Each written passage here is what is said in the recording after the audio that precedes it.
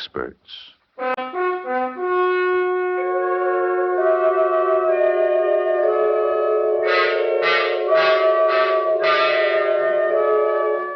The Mutual Broadcasting System presents Murder by Experts, with your host and narrator, the noted mystery writer, Brett Halliday. Mr. Halliday is creator of the world-famous detective character Michael Shayne, author of 25 mystery novels, and whose latest work, This Is It, Michael Shayne, has just been published. Good evening. This is Brett Halliday. Each week at this time, Murder by Experts brings you a story of crime and mystery which has been chosen for your approval by one of the world's leading detective story writers. Tonight, our guest expert is the noted mystery novelist Ursula Curtis. From the thousands of thrillers she has read and heard, Miss Curtis has selected a fast-moving, intriguing story of a man seeking to use the elements to cover murder, as written by that master of suspense, Harold Swanton. And now we present Lawson Zerbe in Conspiracy.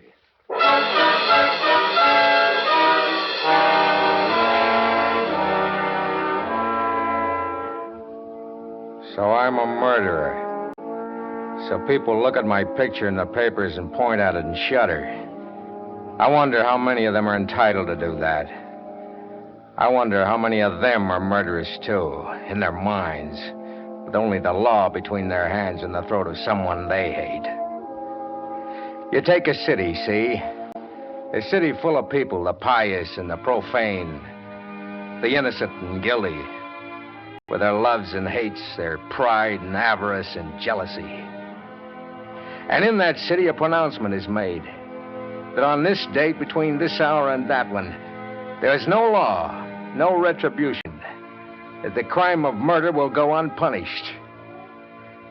How many of them would stand still? How many? Would you?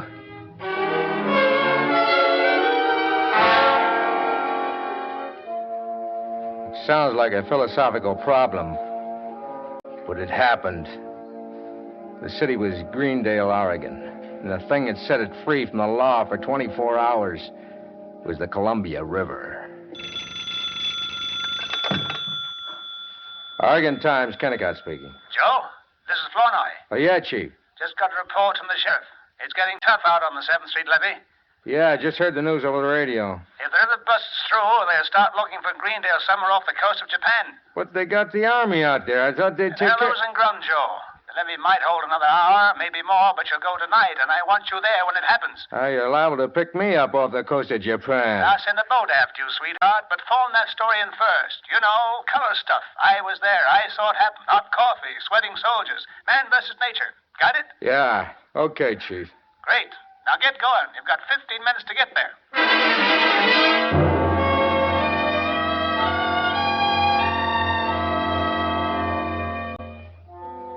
In 10 minutes, I was driving through Greendale, a low, flat, flimsy town with nothing between it and the Columbia River but a levee. Flournoy was right.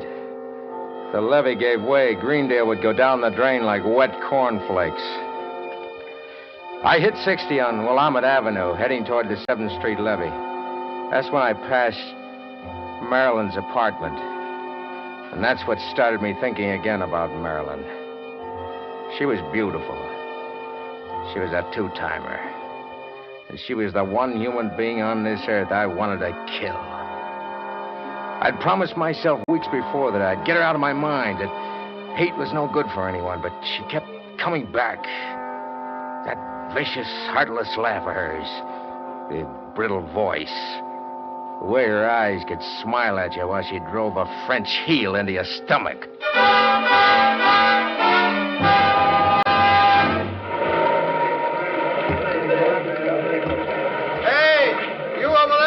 Yeah, Major.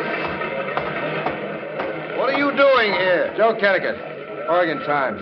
Reporter, huh? Okay. How's it look? You can see for yourself. Look at that river boil down there. Yeah. Levee's like a hunk of Swiss cheese. Hey, over there, pull the truck around. No, to the left, man. It was a weird scene. Men, trucks, equipment fighting the river in the glare of those gas lamps. heaving sandbags, pouring gravel, trying to save a town they all knew was doomed. My eyes took it all in. My pencil was making notes, but my mind was on Marilyn, wondering if she was back in that apartment in Greendale, hoping she was asleep, that somehow she'd get washed out to sea with the rest of the rubbish. Then suddenly, everything stopped still. My pencil stopped writing. My eyes shut out the scene in front of me. It was so simple. I could kill Marilyn. The river would cover for me.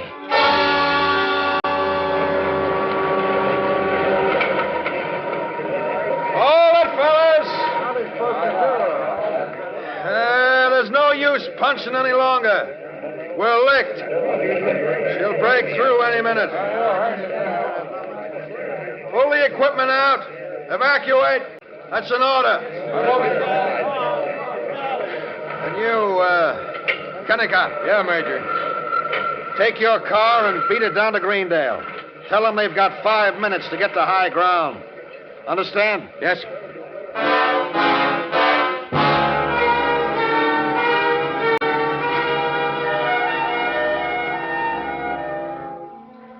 They say all murderers are crazy. Maybe they're right. All I know is that I hit 70 on the river road down to Greendale, hoping against hope that Marilyn would still be in that apartment, so I could kill her before the flood came. Marilyn! Marilyn! Joe! Joe, what are you... There's a flood on the way, baby. Yeah, it came over the radio. I was just throwing a few things together to take with me. You're wasting your time. What do you mean, Joe? Hey, what are you going to do with that lamp? You aren't going, baby. Now, look, honey, don't be silly. I'm not going to lug that lamp out of here. You aren't going anywhere. No, you're not. Joe. Hey, wait a minute. You're crazy, Joe! Help! Help!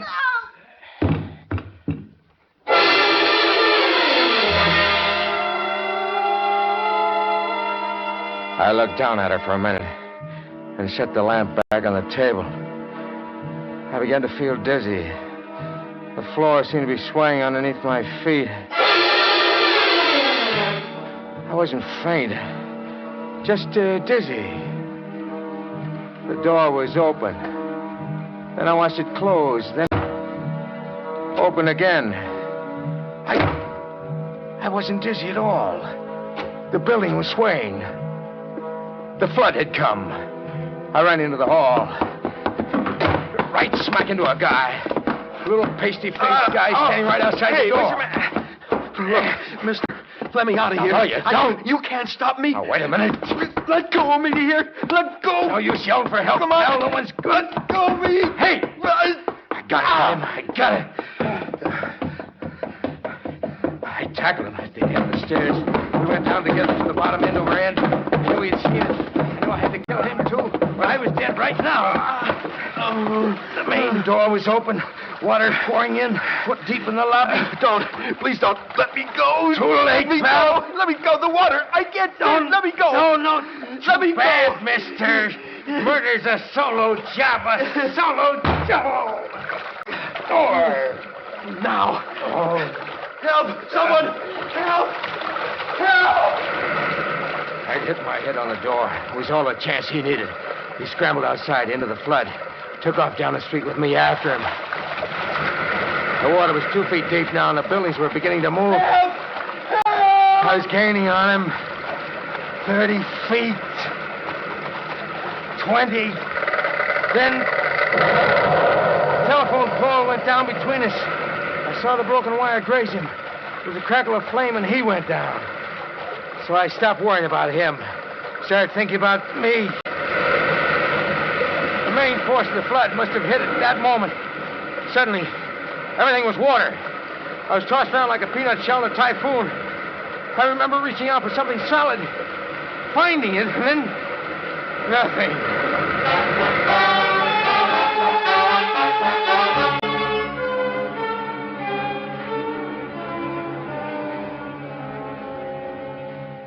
Just relax now. You're all right. All right. Where am I? In the hospital. What? What happened? You're a lucky man. They picked you up right in the middle of it. Had quite a time making you let go of that telephone pole, too. Oh, yeah, the telephone pole. Nothing wrong with you but a few bad bruises and shock. Nurse, give me a hand with this patient, will you? Yes, Doctor. Just take it easy now. Everything's all right. Yeah, everything's all right.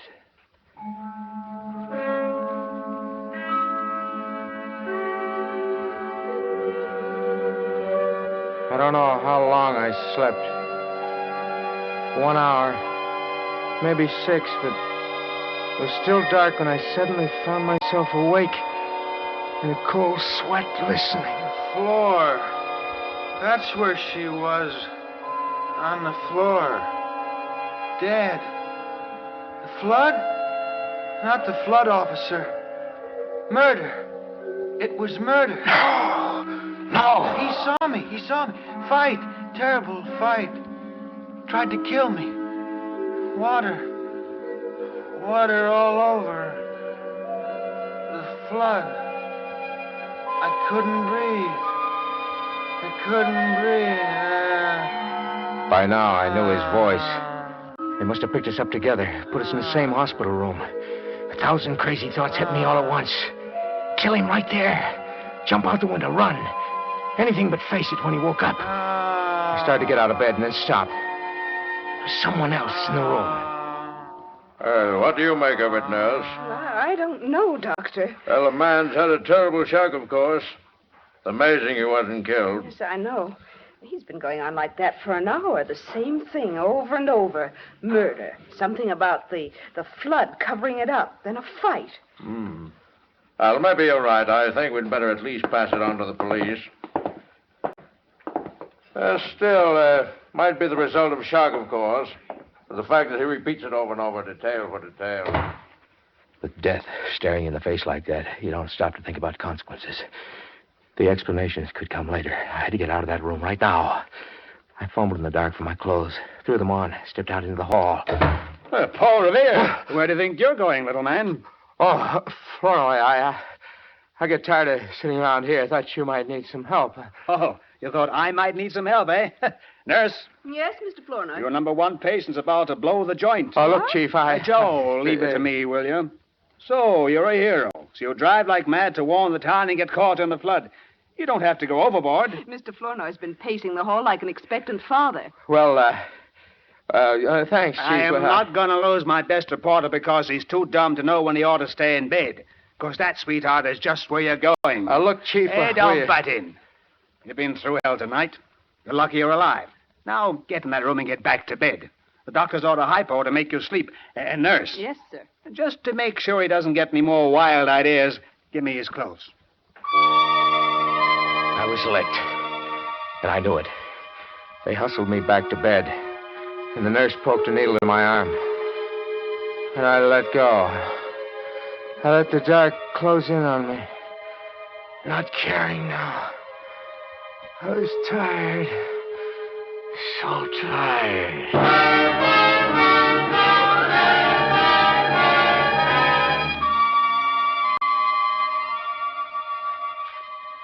Well, good morning, Mr. Kennicott. About time you woke up. It's almost 10 o'clock. It's 10? How about some breakfast? Oh, no breakfast, nurse. Oh, looking for your roommate? What? He's still asleep. We put the screen around his bed to cut down the light a little. I see. Mr. Willis is waking up, too. I better have a look. Wait a minute. Yes? No use disturbing Mr. Willis. Let me get dressed and get out of here first. Only take me a minute, huh? Oh, I'd better get rid of that screen. Yes, Mr. Willis. Well, how are you feeling this morning? Better, thanks. I saw her start Get for the screen screen. out of our way. Turned away just in time. My stomach was Ah, tied how in about knots, some knowing it breakfast? could happen any minute now. I don't know. Any minute, Mr. Willis would point the finger at me and really say, not hungry. "There's the man." Thing. Mr. Kennicott, Yeah. this is Mr. Willis. Hello, Mr. Willis. How do you do? Mr. Willis had a little flood trouble, too. Nurse, those bandages on his head. Here, now, take it easy. Electric shock. He's blind. I know now how that guy in Louisiana felt when they sat him in the electric chair and the switch didn't work. Willis, the guy who saw me standing over Marilyn's body just before the flood hit, was blind from that jolt of electricity he got when the pole fell. I took my time now, waiting for the strength to come back to my knees. I dressed carefully and left. Flournoy was waiting for me in the hospital lobby. There's someone with him. This is Lieutenant Belshaw of Homicide. Joe Kennicott. I heard about you, Joe. Nice work. Thanks. Homicide? Yeah, we got a murder on our hands. Or the lieutenant has a murder. We got a story, a great one. What's that? Conspiracy. Huh? Oh, no. Wait a minute, Flournoy. No, that's right. Conspiracy to commit murder. A partnership. We know who one of the partners is already. Yeah? Who? The Columbia River. The cover-up. Accessory after the fact. I don't get it. Flournoy is trying to say we picked up a woman's body this morning. Knocked around pretty badly. No identification yet. He thinks she was murdered. I don't. You still think Willis is making it up? The guy took 220 volts with the water up to his knees. His head's still spinning. He's not responsible for what he says. Willis? The little guy up in your room upstairs. Did you hear him say anything in his sleep last night, Joe?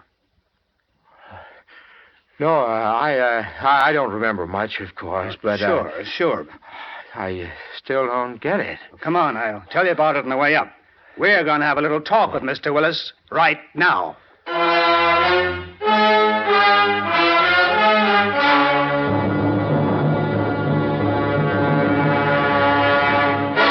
Please, gentlemen, I can't remember now. I don't know what happened. It's all very confusing. You've got to try, Willis. Look, Chief, the guy's sick. I don't know about that. What do you mean, Lieutenant? Willis, you've had a pretty rough ride during the past 18 hours. I know that. I want to make it as easy for you as I can. Well, then please go away, will you? Sure. After you level with us. 10 minutes ago, I was willing to write this thing off as a flood death. Now, I'm not so sure. Listen, Lieutenant, I told you. You've got to understand one thing, Willis. If it's murder, one thing can lick us. Time. We've got to move now. So let's go over it again. For Pete's sake, Flournoy, come Here, describe the series of facts. The guy's off his base, can't you see that? I don't think so. Well, all you have to do is look. Sure, he's shaken up, but there's Flood, something you else. said. He's scared. Murder. You had a fight with someone. Fell down the stairs, almost drowned. I told you I was dreaming. You don't dream the same thing over and over for an hour and 20 minutes without a reason. And we picked a woman's body out of the wreckage this morning. She could have been murdered. She could have lived in that apartment on Willamette Avenue. Who was she? We don't know. There's nothing to identify her. Now, Willis, I asked for a straight story when I got here. I haven't got it yet. If I don't get it, I might jump to the standard conclusion. What's that? That you murdered her. But that's not it at all. A man did it. I saw him. That's more like it. He tried to kill me, too. He'll try again if he gets the Forget chance. that. Just give us the story. Well, I ran into the building because I thought I heard someone call for help. A woman. The water must have come when I got to the second-floor hallway because the building started to sway, sort of, and the doors flew open. I saw him standing there. She was dead on the floor. Yeah? That's when he came after me, tried to kill me. We rolled down the stairs to the bottom, and he hit his head on the door. And you broke loose? Yes. I don't remember anything after that. That's all, huh? That's enough. Mr. Willis, what did this man look like? Oh, dark hair, about 6 feet, I guess. Medium build. About your size, Joe. Yeah. Do you think you could identify him? I mean, that is, if you could... If I could see him, yes, I could identify him. Now, please let me rest. I'm not Sure. feeling very well. Thanks, Willis. That's what we came for. We'll get back to you when you feel better. What about his eyes? Well, the doctor says it's temporary. due to shock. He might get his sight back any time. Anytime, huh? Yeah. Well, Joe, how was that for a story? Oh, it's a great one, Chief. It's a great one. I wanted to scream it in his ear right then. Tell him the other half of it. That this was the craziest setup he'd run into if he'd lived 1,000 years. Yeah. How's that for a story, Flournoy? Right here in your office. The guy you're talking to. Joe. Good old Joe Kennicott, the boy wonder. You know There's all that. also the murderer Okay, that you're was a looking hunk of for. human drama, studying psychology. Here's a law-abiding guy. We don't know who he is. Maybe a bookkeeper, maybe a drug clerk, anyone. Hews to the line, cuts his lawn on Sunday, turns his paycheck over to his wife, obeys traffic signals. You know. The flood comes. Willis had Big me. cover-up. And I No knew law. it. Nothing. I ran out now. They'd This add up next in a turns into second. something else. So I had to stop Willis, too, before he opened his eyes. Hate that suddenly breaks And loose. that wasn't exactly cinch. Turns into murder. Material witness, That's probably all a it took. cop watching him every No fear of the second. consequences. Waiting for those Bingo. bandages to come off so He they could hustle him kills. over to police headquarters. So he could put the finger on me.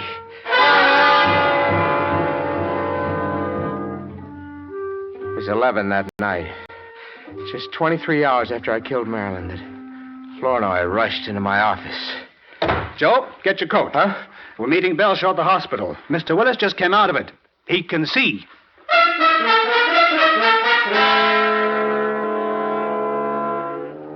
To Flournoy, it was a wild ride through the rain to the hospital. To me, it was a procession.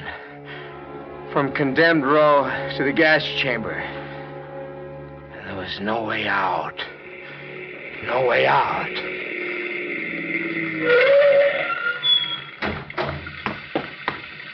Come on, Joe. Lieutenant, Flournoy, Kennicott. You got here in a hurry. let's go up. You better wait here. They're bringing him down. Gonna take him over to headquarters. Oh, there he comes now. Just got out of the elevator. Lieutenant, wait a minute before you go. What is it? About this guy, Willis. Lieutenant, there's something I want to tell you. Oh, Lieutenant. Kelly? The main levee's starting to go. Hold the parts is ordered there immediately. The main levee? Holy cow, she'll take the whole north end of town. All right, Kelly. Oh, let me go with him. No, I'm at bat this time, kid. I'll go with the lieutenant. You take care of Mr. Willis. Yeah. Yeah. I'll take care of Mr. Willis.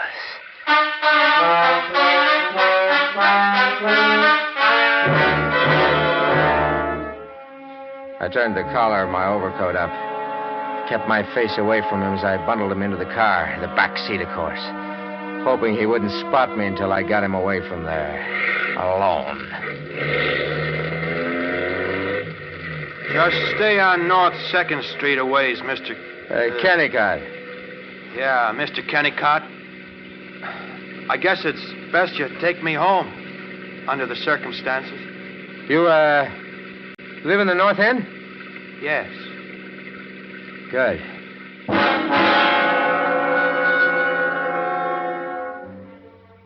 It was the kind of luck you can have only once. Yeah. A split second before the axe fell. Just as I was about to lay it in the lieutenant's lap, the river saved me. And it would save me again. He lived in the North End, right where the second flood would hit when the main levee went. He wouldn't get away this time because I'd made sure. And no matter what the question was, I had the answer. Willis lived in the North End. I was driving him home. We hit a deserted section, manufacturing district. It was dark, blinding rain. Just right. Then... Stop the car, Mr. Kennicott. Huh? I said stop the car. What's the idea, Willis? Shut up. Now get out. Hey, look, wait a minute. Did you hear what I said? This is a .38, Kennicott. I'll let you have it, so help me. Hey, but look, You made a bad mistake, Kennicott. Mistake? That woman they found this morning. They'll never identify her. I made certain of that. She's my dear departed wife.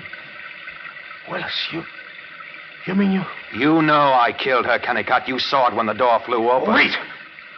Wait a minute, Willis. Thought it'd make a nice piece of blackmail, did you? That's why you didn't identify me. But you made a mistake. I'd never hold still for blackmail. You knew I was in the other bed at the hospital. Sure. I faked the blindness. Tried to get something over my face before you woke up. Okay, Kennicott. Now, listen to me, Willis. I didn't see your wife. I didn't know you murdered her. I thought it was you who saw me when... Oh, give me that gun. Give it to me. Let go. Let me go, will you? That's it. I got the gun. You will shoot me, will you? No. No, Kennicott. Don't shoot. Don't shoot.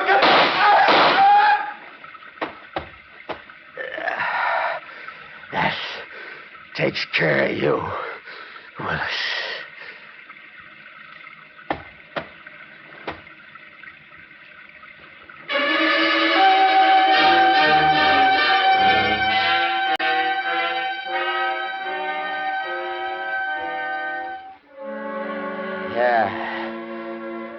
We all learned something, Flournoy. A lot of us could kill.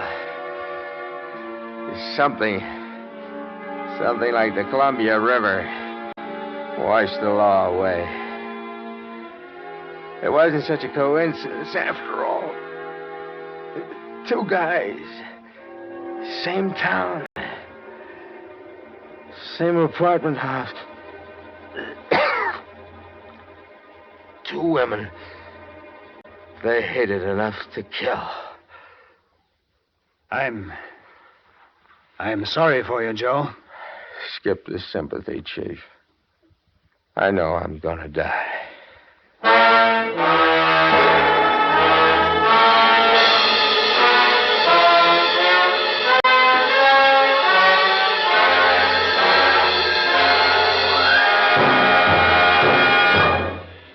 And so the curtain falls on Conspiracy, which was chosen by guest expert Ursula Curtis.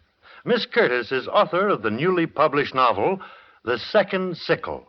And now, as host and narrator of Murder by Experts, it's my privilege to welcome and introduce to you Mr. Lawrence G. Blockman, Vice President of the Mystery Writers of America, an organization of nearly 300 of America's foremost writers of mystery and detective stories. Mr. Blockman. Thank you, Brett. Each year, the members of the Mystery Writers of America are called upon to vote for what, in their opinion, is the best radio mystery program of the year. To the winning program goes a statuette of Edgar Allan Poe, known as an Edgar, which is to mystery writers what an Oscar is to Hollywood. 5 of the foremost radio mystery programs are voted upon by our members. The winner, by an overwhelming majority, was Murder by Experts. It gives me great pleasure, on behalf of the Mystery Writers of America, to present to Robert Arthur and David Cogan, the producer-directors, the Edgar Allan Poe Award for the Best Radio Mystery Program of 1949. Mr. Cogan? Mr. Blockman, it makes me very happy to receive this tribute from the Mystery Writers of America. On behalf of Mr. Arthur and myself, I want to take this opportunity to thank those who made the winning of this award possible. The writers and actors who lent their talents to this program, our music director, Emerson Buckley, our arranger, Richard DuPage, engineer Don Williamson, soundman Walter Shaver, our announcer Phil Tonkin, and a mutual broadcasting system. And, too, I want to thank our many listeners for their thousands of kind letters.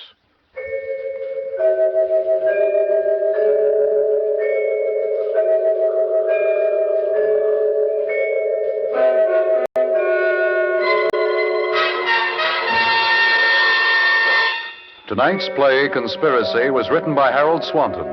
In our cast were Lawson Zerby, Miriam Wolfe, Ronald Dawson, Frank Behrens, and Robert Donnelly. All characters in our story were fictitious, and any resemblance to the names of actual persons was purely coincidental.